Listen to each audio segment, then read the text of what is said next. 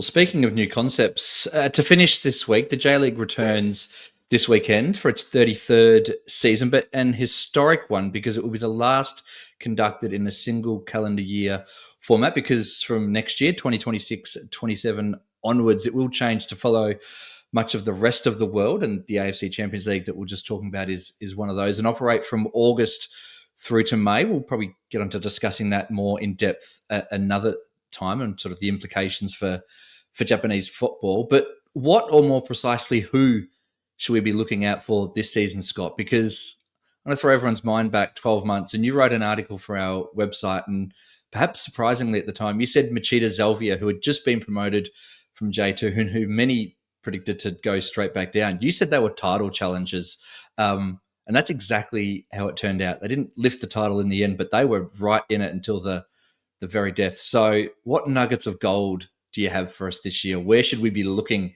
outside perhaps the obvious ones of maybe Sam Frecce or Vissel Kobe for a hat trick? Where should we be looking?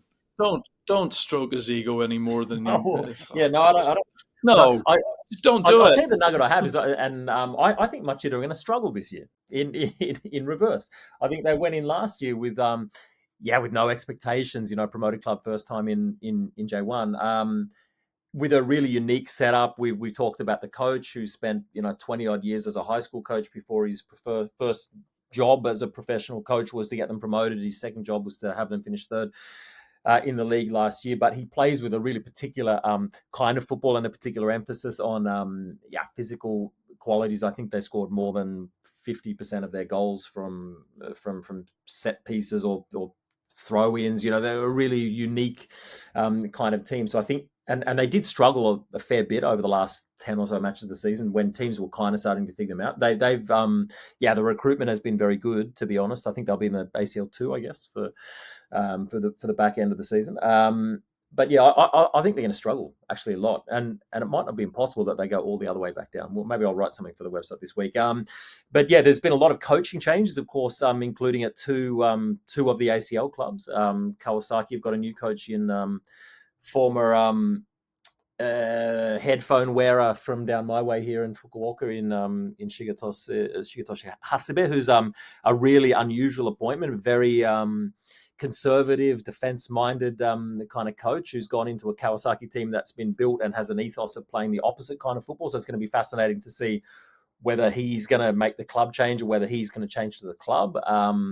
It could be really fascinating on the exact same topic, what's happened in Marinos, where the Australian experiment has ended and they've brought in Steve Holland, who was long-time assistant coach at Chelsea and obviously Gareth Southgate's assistant for a long time in the England national setup as well. From what's happened in pre-season, they're going to move pretty radically to a different formation and tactical approach as well. It looks like it's going to be a 3-4-2-1. So you'll have all those kind of three Brazilians in Jan Mateus, Elberin, Anderson Lopez, kind of flooding the central areas of the pitch. I'm not sure how it's going to work with the wing backs. They basically gutted their entire defense. I think they sent 8 defenders out. They brought maybe 2 in, so I'm not quite sure how this all balances as well, particularly if you're shifting to playing 3 central defenders. I think you'll see Ken Matsubara maybe tuck in as one of those. So there's a lot of changes and changes at an important point as well, with them going into the progression through to the knockout stages of the Champions League. So I wouldn't be surprised, honestly. The Marinos thing has been built so long for one particular way of football. The squad's been built for that way as well. So yeah, I don't know. I could see Marinos really struggling, to be honest, as well, and maybe even Kawasaki. So yeah, they're big calls for 2 of the big kind of teams in the continental competitions. In terms of transfers, I mean, Urawa again has been unbelievable.